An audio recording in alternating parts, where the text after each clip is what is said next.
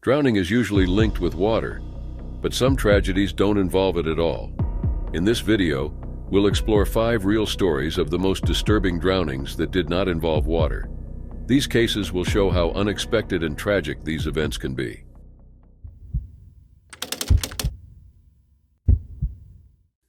It was January 20th, 2014 in Limpopo, South Africa. The day began like any other for the Komape family. Michael, a lively 5-year-old, had just started grade R at Malodumela Primary School in Jabeng Village. His family was excited about his first steps in education, hopeful that school would open opportunities for him. But by the end of that day, their lives would change forever. Michael's school, like many others in the area, lacked proper facilities. The toilets were basic pit latrines made from rusty corrugated metal and unstable wooden planks. That day, Michael needed to use the restroom during class. He went to the pit toilets, likely unaware of the danger they posed. The iron sheet serving as the seat was fragile, but as a child he probably assumed it was safe. Tragically, the sheet gave way when Michael sat down and he fell into the waste-filled pit. The weak structure collapsed, trapping him inside. Michael lost his life in the latrine. He was only 5 years old. It took hours before anyone realized something was wrong. When Michael didn't return to class, his absence wasn't immediately noticed. Later, someone checked the toilets and discovered the heartbreaking scene, a small hand reaching out from the pit. This horrific discovery sent shockwaves through the school and the community. James Komape, Michael's father, rushed to the school after hearing the news. He was overcome with grief when he saw his son's hand in the waste. He later described the image as one that would haunt him forever, calling it an unimaginable loss. Authorities took at least 4 hours to retrieve Michael's body. An autopsy revealed grim details, such as the wrinkling of his feet, indicating how long he had been submerged. To add to the family's suffering, a friend of James attempted to document the scene for evidence, but school staff forcibly deleted the photos, seemingly to hide their negligence. Michael's mother, Rosina, learned of the tragedy through a call from the school. When she arrived and saw her son's arm in the pit, she fainted. The grief deeply affected her, and she later lost her job as a domestic worker due to her inability to cope with the trauma. This tragedy sparked national outrage. The conditions at Malodumela Primary School were not unique. Over 4,500 schools across South Africa relied on unsafe pit latrines, many of which were poorly constructed and hazardous. Limpopo was one of the worst affected provinces. Despite the South African Constitution guaranteeing access to proper sanitation, this right remained out of reach for thousands of children. The Komape family, with help from a human rights organization called Section 27, sued the Limpopo Department of Education. They sought justice for Michael and compensation for the emotional and financial toll on their family. They demanded damages for trauma, constitutional violations, and funeral costs, totaling over 2 million South African rands, or around $110,000. The legal fight was lengthy and challenging. In 2018, Judge Gerrit Muller ruled that the government had failed to ensure safe sanitation in schools, violating students' rights to basic education. However, the judge dismissed the Komape family's claim for emotional damages, stating there was not enough evidence of severe trauma. This decision was widely criticized as dismissive of the family's profound suffering. The Komape family and their legal team appealed the ruling, taking the case to the Supreme Court of Appeal, or SCA. During the hearings, the judges were deeply moved. Justice Mohammed Navsa described Michael's death as one of the most undignified imaginable. The court also heard of similar tragedies, such as the 2018 death of Lumka Mkethwa, a 5-year-old girl who fell into a pit latrine in Eastern Cape. These incidents highlighted the urgent need for systemic reform. In 2020, the SCA ruled in favor of the Komape family. They were awarded 1.4 million South African rands, or around $77,000, for emotional shock and grief, along with coverage for future medical expenses to address the psychological impact of the tragedy. The judgment was seen as a milestone for justice in South Africa. Despite this legal victory, the pain of losing Michael remains. His parents, James and Rosina, and his siblings continue to live with the trauma of his death. Michael's laughter and dreams were stolen in an instant, leaving an irreplaceable void. Michael's death became a symbol of the fight for better school sanitation in South Africa. Following the tragedy, President Cyril Ramaphosa promised to eradicate pit latrines in schools. However, progress has been slow, hindered by funding shortages and bureaucratic delays. Thousands of schools still use these unsafe facilities, putting many children at risk. The Komape family remains committed to advocating for change. They hope Michael's death will not be forgotten and will inspire efforts to ensure safe and dignified conditions for all children. Their goal is to prevent other families from enduring the heartbreak they've suffered.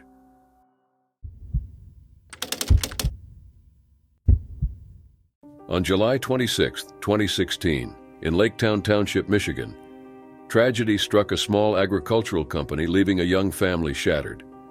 The victim was 23-year-old Robert Herwire, a recently married man just days away from becoming a father. What began as a typical workday at AgriScience Technology Company ended in a devastating incident that shook his loved ones and the local community. Robert, known for his kind nature, had a bright future ahead. 8 months earlier, in November 2015, he married Joy, and together they were preparing to welcome their first child. The couple had recently settled into their new home, eagerly anticipating their baby's arrival. Robert, a former high school athlete who loved outdoor activities like fishing and hunting, was cherished for his positive energy and sense of humor. That day, Robert was assigned to clean a large plastic tank containing diluted molasses, a thick, sticky liquid commonly used in agriculture. The tank, about 12 feet tall, had been partially emptied, but as the liquid level dropped, pumping it out became challenging. Always willing to help, Robert volunteered to enter the tank to adjust a valve. He wore protective waders and a safety mask, believing they would shield him from any hazards. With the help of a forklift and straps, Robert was lowered into the confined space. At first, everything went smoothly and he adjusted the valve without issue.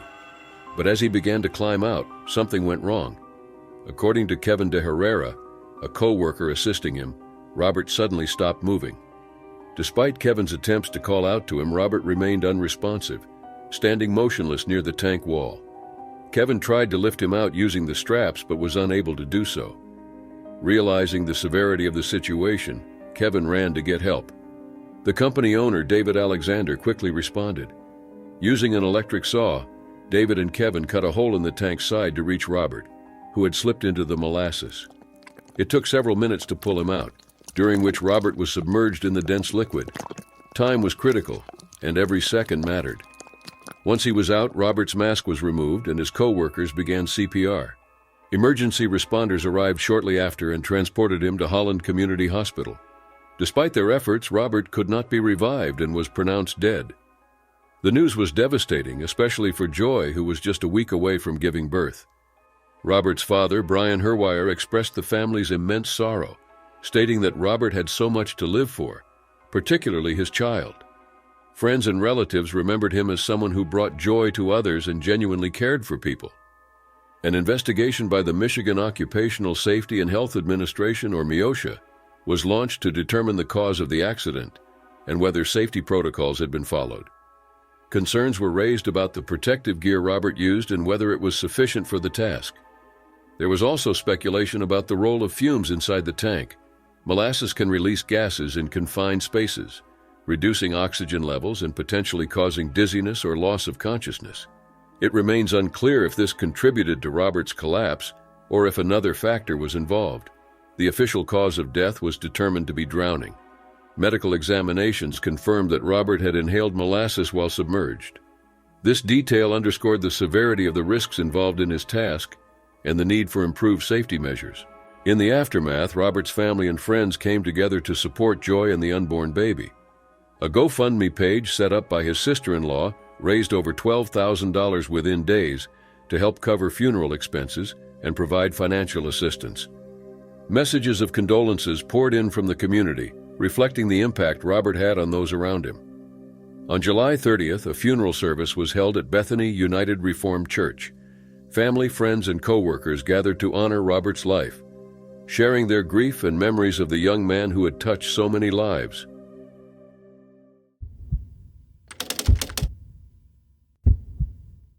It was October 14, 2017, in Auburn, Alabama.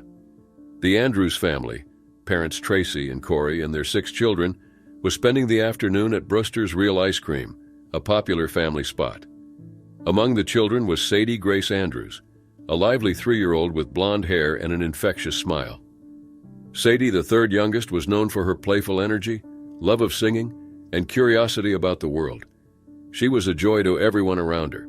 That day, the kids played in the grassy picnic area near the ice cream shop, while their parents kept watch. It seemed like a perfect day in a safe environment. However, hidden danger lay beneath the surface. While playing with two siblings, Sadie wandered toward an in-ground grease trap outside the shop. These traps, used to collect cooking oil waste, are typically covered for safety. However, the lid on this trap was made of wood and had become unstable over time. Sadie stepped onto the lid, which gave way under her weight. She fell 6 feet into the grease-filled container, and the lid flipped back, concealing her. When Sadie's family realized she was missing, they began searching, calling her name.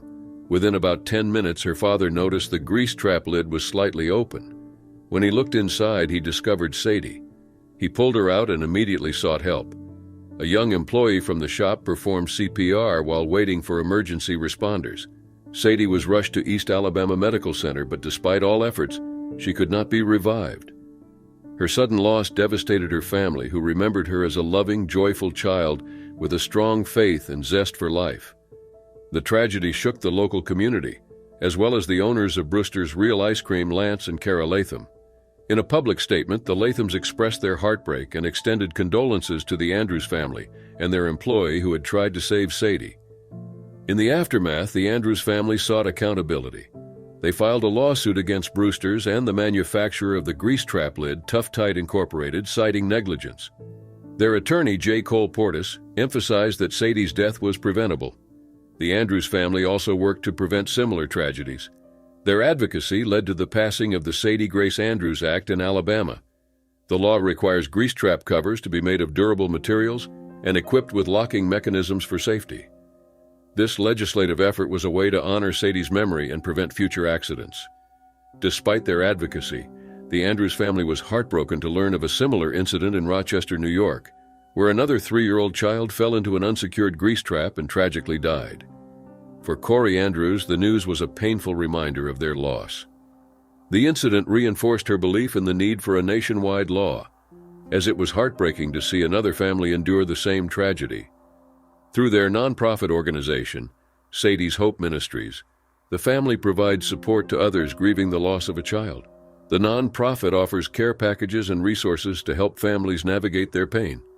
The Andrews children also keep Sadie's memory alive, remembering her joyful spirit and her love for singing "Jesus Loves Me." Sadie's father, Tracy, reflected on her lasting impact, noting that she loved everyone without hesitation and never saw the bad in people. She simply loved. Though her life was tragically cut short, Sadie's legacy lives on through her family's efforts to create a safer world and provide comfort to those in grief.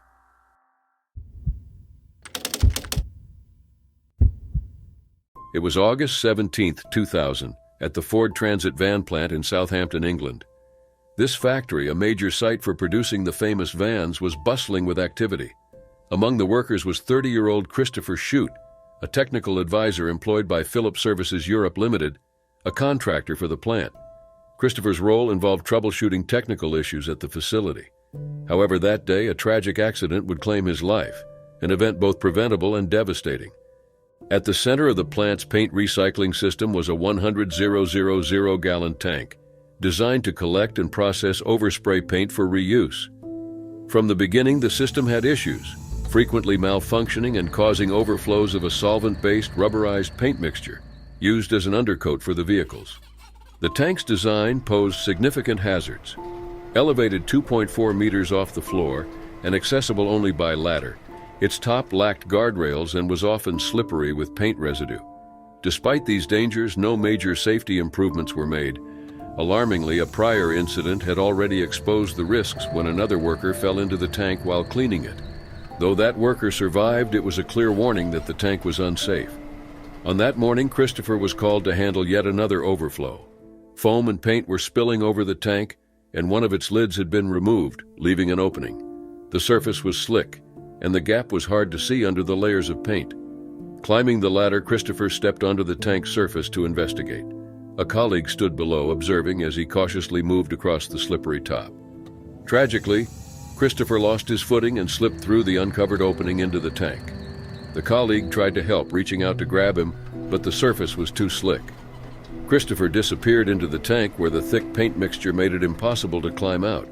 Emergency crews, including firefighters and paramedics, arrived quickly, but Christopher was unresponsive when pulled from the tank. Despite immediate first aid, he was pronounced dead. The incident sent shockwaves through the factory and beyond. An investigation by the Health and Safety Executive, or HSE, and local police revealed severe safety failings. The tank's lack of guardrails, its flawed design, and inadequate safety protocols were identified as major factors.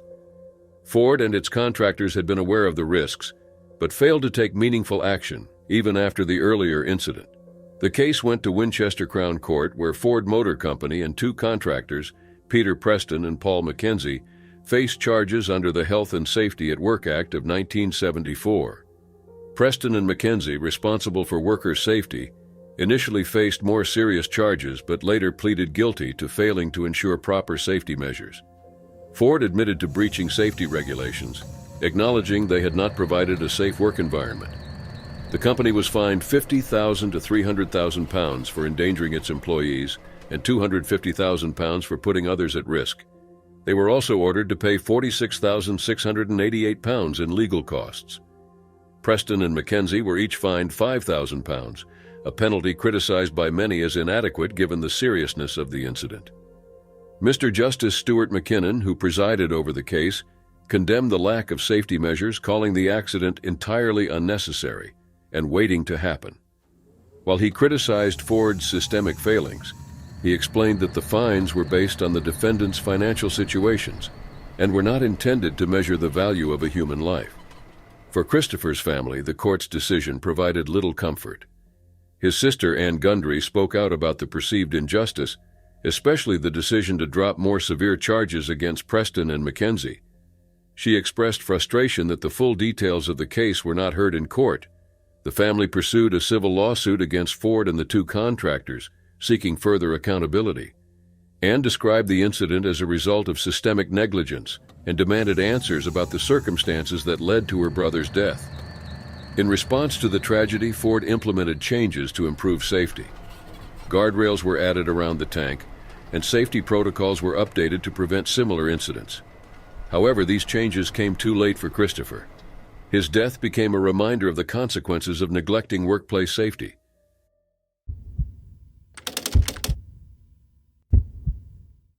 It was January 7, 2012, a cold Saturday evening in Dufftown, Scotland, a small town famous for its Glenfiddich distillery. Established in 1886 by William Grant, Glenfiddich is renowned worldwide for its single malt Scotch whiskey and is a source of pride for the community. But that evening, a tragic event unfolded, leaving the town in shock. Brian Eddles, a 46-year-old employee of Glenfiddich, was well known and respected in Dufftown. With 23 years at the distillery, he had risen to a senior position and was admired by his colleagues for his dedication. Described by neighbors as quiet and hard-working, Brian lived in nearby Keith with his wife, Irene. The day before the incident, they had celebrated Irene's 54th birthday. No one could have predicted the devastating turn of events that followed. At 10:40 p.m. on January 7th, emergency services were called to Glenfiddich Distillery. Brian had climbed into one of the large washback tanks used in whiskey production. These wooden vats, standing 16 feet tall and holding up to 50,000 liters of liquid, contained water and yeast as part of the fermentation process. Despite rapid response from paramedics and firefighters, they were unable to save him. He was pronounced dead at the scene. Authorities confirmed there were no suspicious circumstances. News of Brian's death spread quickly, deeply affecting the close-knit community. The distillery closed for 2 days to honor his memory. Glenfiddich representatives expressed their condolences, acknowledging Brian's long-standing contributions to the company. Bill White, the group operations director, described him as a highly valued team leader and extended sympathies to his family and colleagues. Brian's family, his wife Irene and their 2 adult children, Julie, 24, and Stuart, 21, were devastated by the loss. They chose to grieve privately, though Irene later spoke briefly, describing the shock and their effort to move forward, acknowledging that there was little else they could do. Neighbors echoed her sentiments, with many expressing disbelief. One neighbor, Eileen McKenzie, remarked that it was a horrible way for someone to go, noting that most people she had spoken to were upset about it.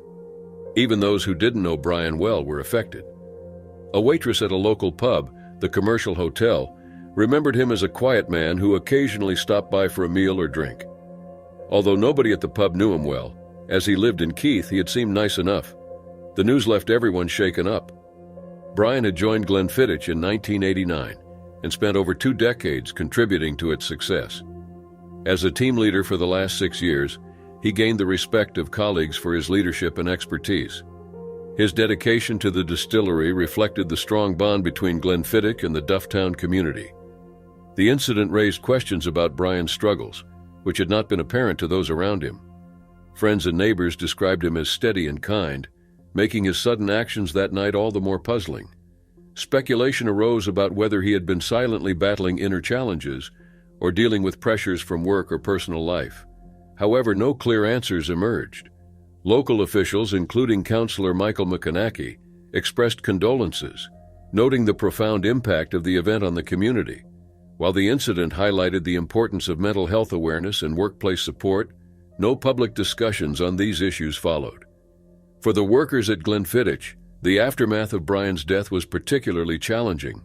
Passing by the washback tanks now served as a reminder of their colleague. Tourists visiting the distillery, unaware of the tragedy, likely saw only its historical significance and reputation for excellence. But for those who knew Brian, the distillery's story now carried a layer of sorrow.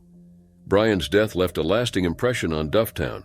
It underscored the unseen struggles many individuals face and the need for open conversations about mental well-being. While life at Glenfiddich eventually returned to normal, the memory of that January evening remained with those who worked and lived in the area.